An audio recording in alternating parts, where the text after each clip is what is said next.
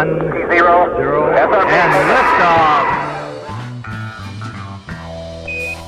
Welcome to Mission Control, Peralta Design's podcast on all things branding and digital marketing. Since 2008, Peralta Design has launched hundreds of brands with award-winning identities and websites. Join our hosts Ramon and Jorge as they use decades of combined experience to tackle topics with past clients, industry partners, and the rest of the PD crew. At Peralta Design, we launch brands. But for now, let's launch right into this episode of Mission Control. Hey everybody, welcome to Mission Control. This is Ramon Peralta, your host from Peralta Design, where we launch brands. And today I'm super excited to have you join us on our podcast here. That's everything entrepreneurship, marketing, branding, technology, networking.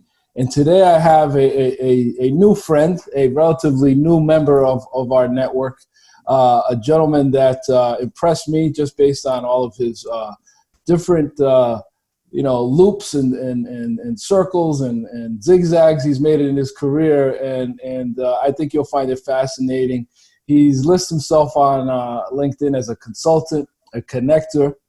What impressed me the most, I think, is he's also a black belt. So, I can't wait to dive into that as well. Please join me in welcoming Steve Spiro. How you doing, Ramon? Good to see you. How's that? Yeah, great to have you, man. Great to have you. So, tell the audience a little bit about yourself. Who are you? What do you do? And most importantly, why do you do it? Wow. I'll give a quick version of my story if that's okay. Sure. I born and raised in the Bronx. I know we connected on that side of things. And my dad was an entrepreneur in a liquor store, but dissuaded me from going into that. So I wound up going into advertising marketing, went to high school for that, which is where I met my wife, went to college for that, got out of college, couldn't get a job, so started a small advertising company and did that for quite a while, and eventually bumped into a very successful entrepreneur who was a true entrepreneur. My dad was really an employee that owned a business, but this gentleman took me under his wing and became a mentor to me and helped kind of transform and metamorphosize, if you will. And about a year later, I found myself completely out of work in advertising and I had to reinvent myself, wound up going into technology sales. No clue why a shy introverted kid from the Bronx would do that, but I did that. And but I think having somebody in my corner that was kind of grow out of myself was a big part of that. And then eventually moved into consulting. I do communication consulting, but also I have an avid love of networking and mentorship has been such an incredible part of my life, and as you mentioned, martial arts, and I mentioned that part. I have a couple black belts. My wife's a black belt too. We've had some crazy fights over the years, but so self-development and growing and overcoming and those kinds of things have always been, since early adult, a big part of my journey. Mm-hmm. So I just love constantly challenging myself and growing and overcoming. And I've learned to embrace that. I learned to embrace the suck, right? Right. The first three letters of the word success is suck. Suck before you get to success, right? And my motto is, there's danger in the comfort zone. So certainly I have many facets, as you call them, loops in life. But networking is a big part of it, coaching and mentoring, and also, of course, consulting. So why do I do what I do? Because ultimately, my wife and I, we love travel. We've done a lot of it. We've been around the country, around the world. We want to do a lot more. Mm-hmm. Although I really enjoy what I do, all aspects of it, the many loops of it, like you said. Yeah. But ultimately, we want to fuel that passion, which is to travel more. And some jobs or businesses can take you traveling, but we want to do it on our terms, right? That, you could be in beautiful Mediterranean spot in Europe, but if you're working, that's great, but just enjoy it, right? So we will enjoy. And so a lot of reasons of why we do what we do is to be able to have the choices to do what we want when we want to. Yeah, that's awesome. Now, when I identified with you with working with your dad at a young age.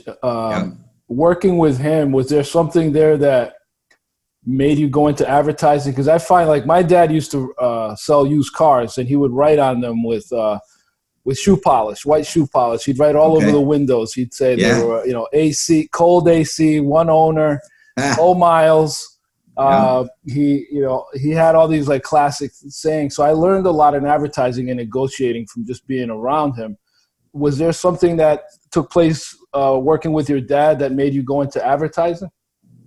Well, there's a couple of answers to that question. Number one, my dad got held up by gunpoint multiple. Oh no! Thank God he was fine. I mean, about a year ago he passed away of Alzheimer's actually. Okay, sorry. But he, thank you. He's fine. He's in a better place now, and but he definitely did not want me to go into the family business. So early on, I had some artistic talent. And I didn't want to be the starving, struggling artist. So he and my family always encouraged me to just, pursue what I thought was going to be best for me. I did get to utilize a lot of my skills that I was developing because I went to art, went to school, high school and college for advertising. So kind of knew what I wanted to do out of the gate. And I was able to apply a lot of that skills and talent with my dad's store. Right. But I would say what I learned from my dad is a lot about work ethic. He was one of the hardest working men I've ever known. I remember one day, I don't know if I told you this story, but, obviously I would already have got my black belt or whatever. And, traveling in, to the city for my company was on 26th and Madison at the time. And I went to visit Daddy. He had a store down in Chelsea. And I walk into the store and he's got like a bandage on his arm, on his hand, and like a big mark on the top of his head. Oh no! He tried to brush it off. I said, no, what happened? He said, well, some guy, robbed me, and I tried to knock the gun away, and the gun went off, and then the powder went, powder burned on my hand, my face, my head, and hole in the ceiling where the bullet is. I'm like, Dad. I'm the guy. You're not. You didn't. What are you doing?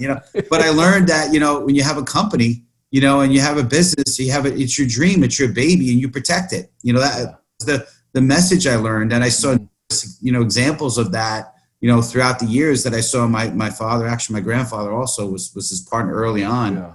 I saw that as well. So. Yeah. So you had in. Well, first of all, work ethic is something I also learned from my dad too. I think that generation, they were working for so long and for so many years from an early age, and they sacrificed for us so that you could travel, right, and do all these things, and so I can enjoy a better life. So we thank them, and may you rest in peace.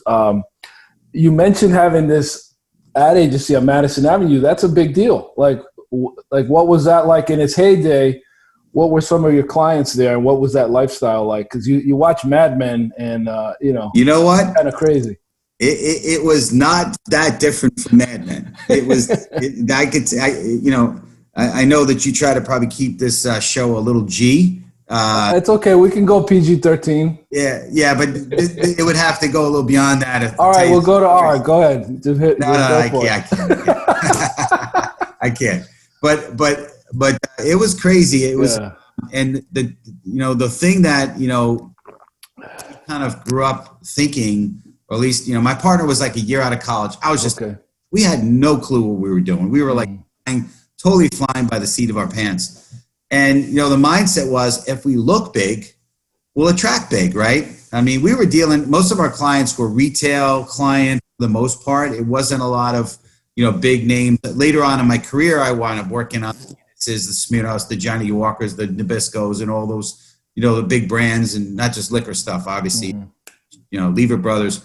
But early on, it was small retail. But we were trying to make ourselves big and completely extended ourselves, real estate wise, equipment wise. I mean, just to try to, be big. And it was a blast. I wouldn't trade it for the world. But I learned a lot of things. What not to do, Yeah, excellent. And sometimes that's just as valuable as learning what to do. Yeah. I can't imagine the rent on Madison Avenue either. It was on 26th, just around the corner from Madison, but still, Still. We had the first office we got was I'm not kidding. It was like a large closet. That was our first office. You know, first I started working with him, and we were out of his apartment on 77th and First. That was the first. I don't know what you want to call it, but that's where our workspace. Then we need a real office, so that's our first. It was pretty much a closet, and then we kept growing and breaking the walls down, and we got space with windows, and then we had multiple rooms and that kind of thing. Yeah, but you scaled. I mean, you started somewhere. You started in the closet, and then you then you worked your way out. That's right. So, tell me about the black belt thing, like, because I mean, there's discipline that comes with it. Is there anything that you learned in martial arts that has helped you in business? Anything? How about everything?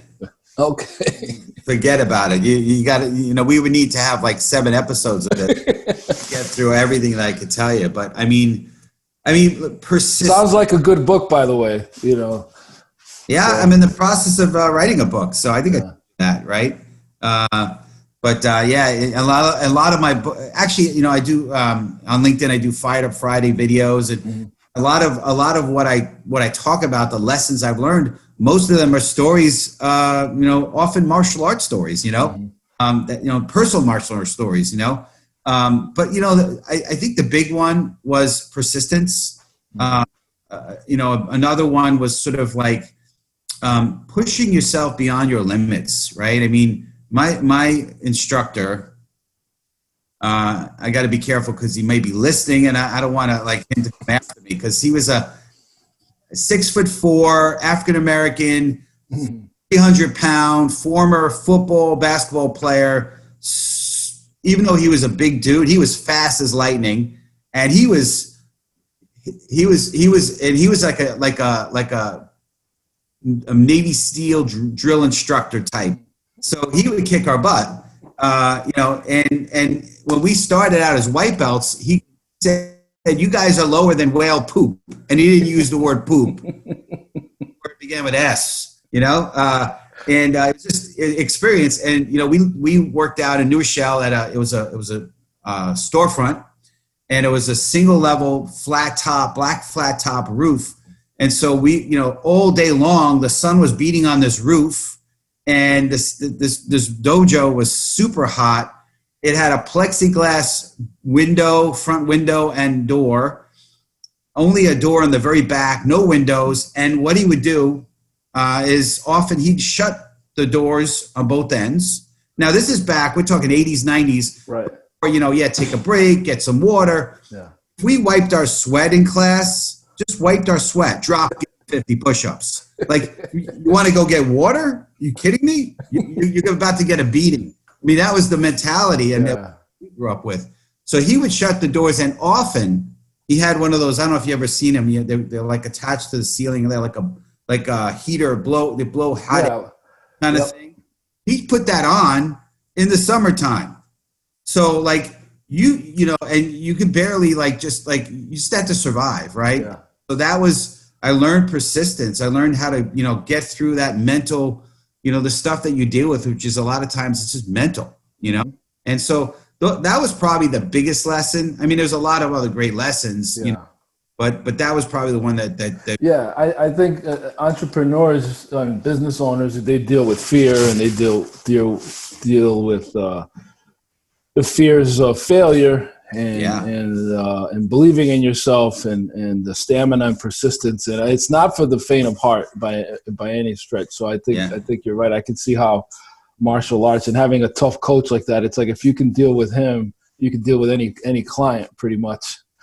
And you know what? And there was also students that, you know, I was he was, I shared this on one of my videos, but he was a inner city guy. You know, as a kid, he got hit by a car, white dude in the car, left him not when he was riding his bike.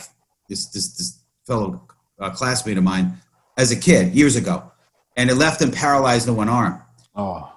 He had this chip on his shoulder, especially if a guy that looked like me, and he would come after me like he was going to kill me, take my head off. And I had to get over the fear of that. And I was able to do it. And there was bunch of stories. So not just fear of my sensei, and then just, whatever interferes you deal with, right? Just getting over all that, it definitely was a lesson for sure. Yeah, that's awesome though. I mean, tell us a bit about where you are now. Like what is, I watched the video, the Quadient and the Neo Touch and all that fun stuff. How did you get there? How did you go from like having your own agency to being involved with Quadient? Yeah. So as I kind of mentioned, I got in, so economy shifted. I got into technology sales, again, I don't know why a shy introverted kid would get into sales, but I did. And I got into copier sales. And on the evolutionary scale, below the chimpanzee and the orangutan, copier salesman. But I did that, and I apologize, viewers, if you're listening, don't be offended if you are a copier salesman.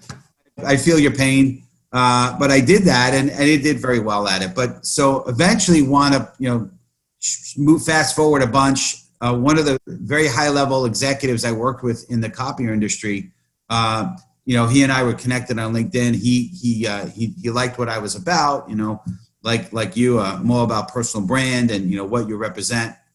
And he wound up reaching out and LinkedIn, and we wound up, he said, hey, you'd be a great, fit for the organization. And, Quadient was reinventing as an organization to be more of a communication company, more of a technology company. And they were looking for somebody that had, I guess, the skills and qualities I had. And I was blessed to be brought on as a communication consultant. So, yeah. Right. So was Quadient something else that was more well known? It was called Neopost before. Neopost. Okay. Yep. And some more mail software related, certainly, that's still part of the offering, but way more than that today, including, customer experience and, shipping, receiving, it's a whole bunch of other things that have become part of the portfolio. Yeah. And what's been the biggest challenge for you for the last 6 months with COVID? Have you done anything new that you think you're going to keep doing, or? Well, I like to think of myself as an early adopter, right? I like technology, but I take to it pretty well.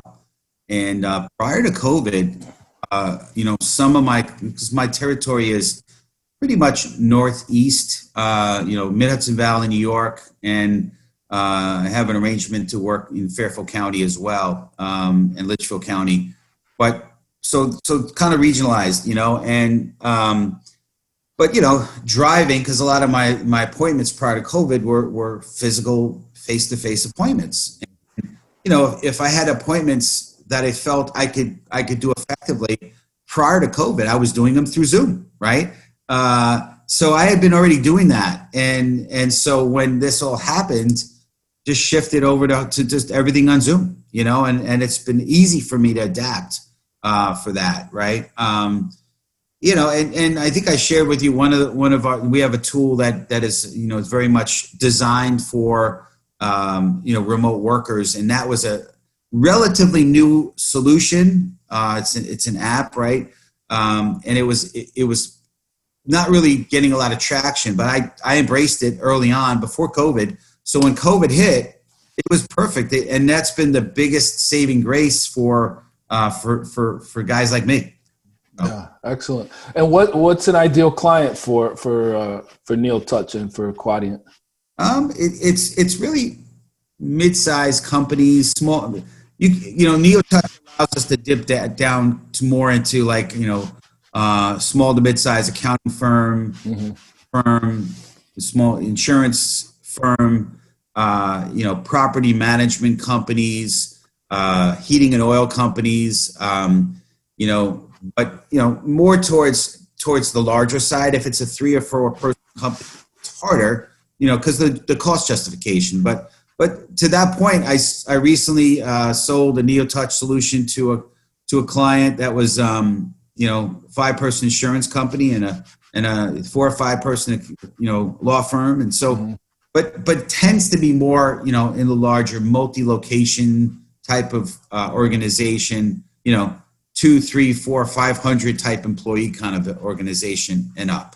Right, because if you're streamlining or you're making things more efficient, then I think the bigger the organization, I think the more drastic the results would be for sure, for cost savings and so forth. Great. Absolutely. So let's talk a little bit about TED Talks. Like you know, you're on a mission. You want to be on TEDx. Yeah. Tell me why and what would be your topic. Yeah, I mean, so networking is a big part of what I do, and you know, again, I think people have referred to me as a master connector. And prior to COVID, I came up with a talk that I call the three-legged stool of networking. And you know, the first leg of the stool is traditional networking, right? The networking events, right? You know, and of course, back before COVID, we were doing a lot of face-to-face networking. You know, networking events. You know, we had to work the room and the follow up and follow through and all that, and that was challenging. So we, you know, most people don't have a clue when it comes to that kind of stuff. So one leg of the stool is traditional networking. Now, of course, it's morphed temporarily or permanently to more of Zoom meetings, but certainly that's a part of it. The second leg is social media networking. I'm a big LinkedIn fan. I know you are as well, and it's a great platform. But most people, you get a new connection. What do you do with it, right? You get an endorphin hit. Fine, it's great. But what now, right? So, you know, how do you leverage LinkedIn? In fact, I was doing I belong to Master Networks, and I was doing a talk on this exact topic this morning on that, how to leverage LinkedIn and why is that effective, and how to make it a you know, valuable networking tool for yourself. And then the third leg of the stool, and I call it unconventional networking, you know, community networking, where the world is my networking event. And I have a goal every day, you know, living my life. It's just a little difficult today with COVID, but where, you know, just pumping gas at the gas station, online at the deli, and just to talk to people. And my goal is to convert 3 total strangers into new friends, connections, contacts, and exchange business cards or contact information with them. 3 a day. And I've fallen short of that goal. I've only averaged about 2 a day, but that's not too bad for a shy, introverted kid from the Bronx, right? So those are the 3 legs of the stool. And my story, when I do have a chance to get into it, is I think it's inspiring. And part of my mission on this planet is to inspire and touch a lot of people and help, you know, them, you know, overcome the challenges that some of the challenges I've had to overcome, or whatever their challenges are. So my feeling is one of those ways that I could do it is to get on a TED Talk stage and to share with the world. And then that will be a platform, obviously, for me to be able to maybe have a larger voice to the world. And so I believe TED Talk is a good place to start with that. Yeah. And I think those talks are limited, right, to like 10 or 20 minutes? I think 18 minutes, 18 minutes. Yeah. Can you give us a little tease of that story that's so life-changing that you want to share on that stage? Well, it's actually, you've kind of heard pieces of it right now. Okay. When you think about it, it's, you know, it's been the dad's store. It's been the you know, the martial arts. It's been, you know, me enter in my life and that helped, you know, getting into self-development and just, you know, constantly getting into sales, and then just, you know, having to, you know, muddle through that and, you know, get out of my own shell. And there's so many things in there. Right. But it's the evolution, right? It's the metamorphosis, right? Turning from the, you know, the caterpillar, right? Going into the chrysalis and then coming out as the butterfly. Now it sounds a little feminine, so I don't. Well, think of it's a tough butterfly. You know, he's got there you go. Yeah. Exactly. Black wings or something. Exactly. With spikes. I don't know. But so I think there were certain things that I picked up on your story where there were, you know, people, and the reason I use that circle or loop analogy was just because people think of success as a straight line. Like when you're young, you're told, like, what do you want to do? What do you want to be when you grow up? Here's the school you go to. When you come out, you'll have a job, and then you'll be happily ever after. And it's like, once you become an adult, you realize that all of that was bullshit. It's like none of that really happens. And so you end up going through these like ups and downs. And what really matters is how do you come back from one of these downs? They say like a setback is a setup for a comeback. That's right. And I could sense that you had a lot of those type of experiences throughout your life, and you've got a great attitude and very optimistic, and I think that's what makes you a good connector, or master connector, or a sensei of connectors, right? Yeah, so absolutely. And to have that goal is pretty impressive, to have that goal of 3 people a day, even in this climate where you're still setting that goal, even though you're not leaving the house that often, right? I am. I'm trying to make up from it through LinkedIn, through other resources, getting on networking meetings and stuff. Exactly. It's a cool goal, you know.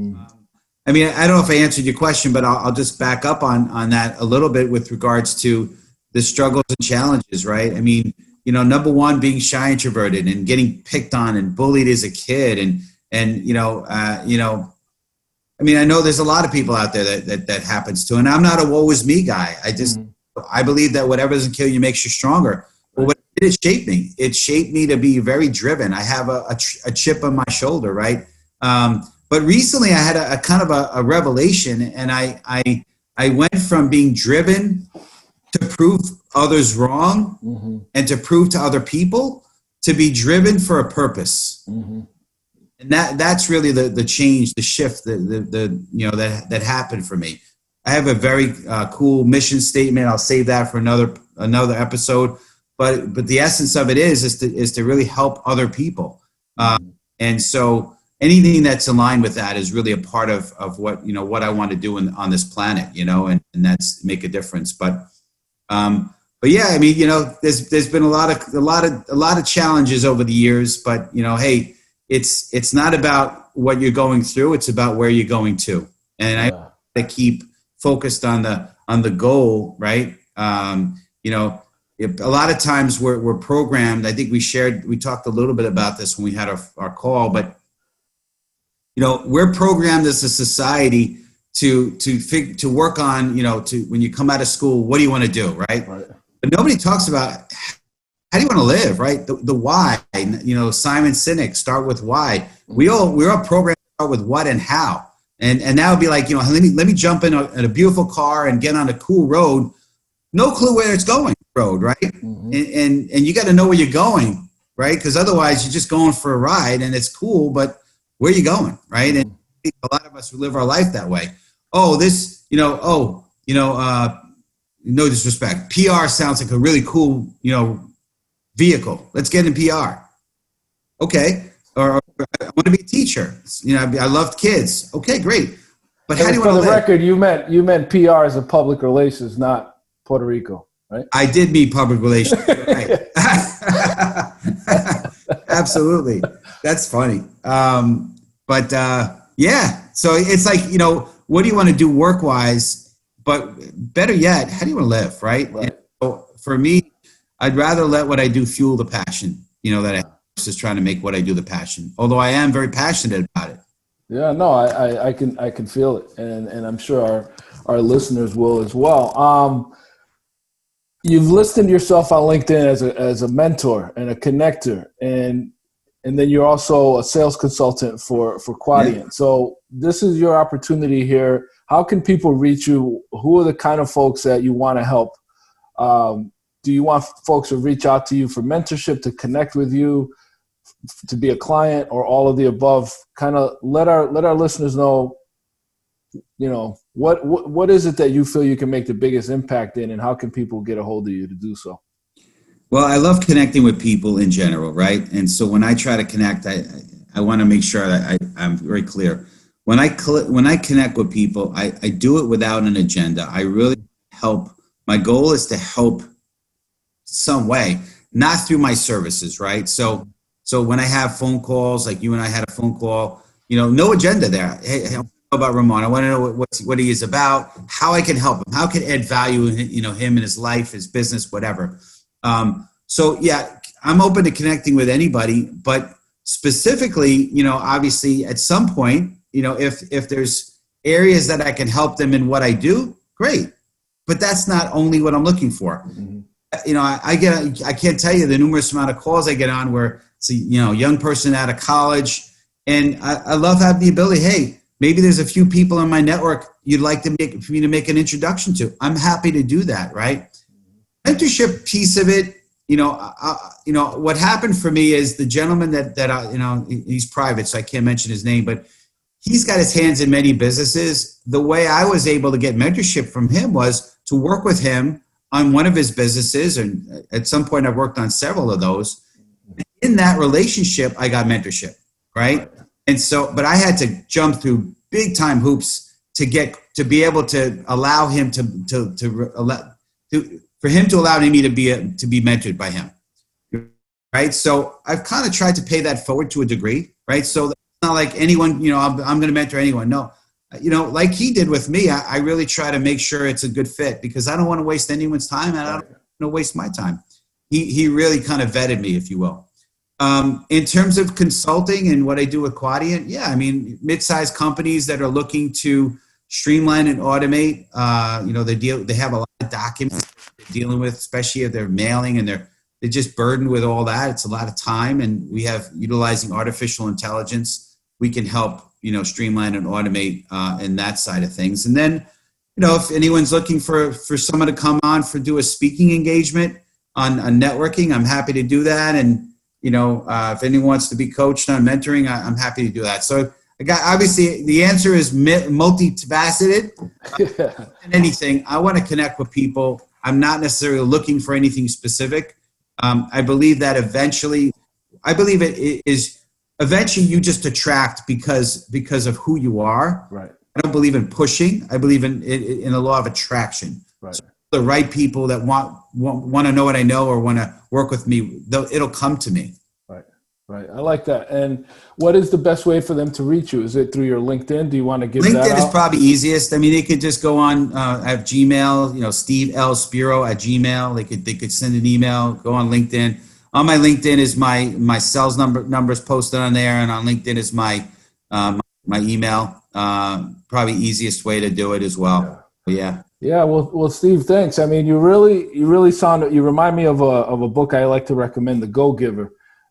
Because you're putting others first. Great book. And you want to help others. And Go Givers Sell More, the one right after that is also good. They're short reads, but really that philosophy of helping others and that in itself pays dividends from a spiritual standpoint and financial. You'll attract more good people into your network. So I really love what you had to share.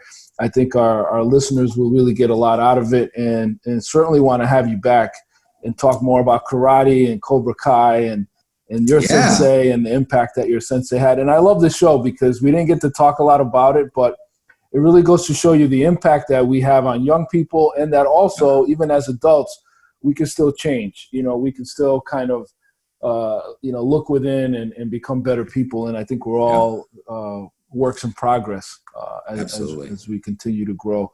So listen, Steve, thanks for being on the show. I really appreciate your time.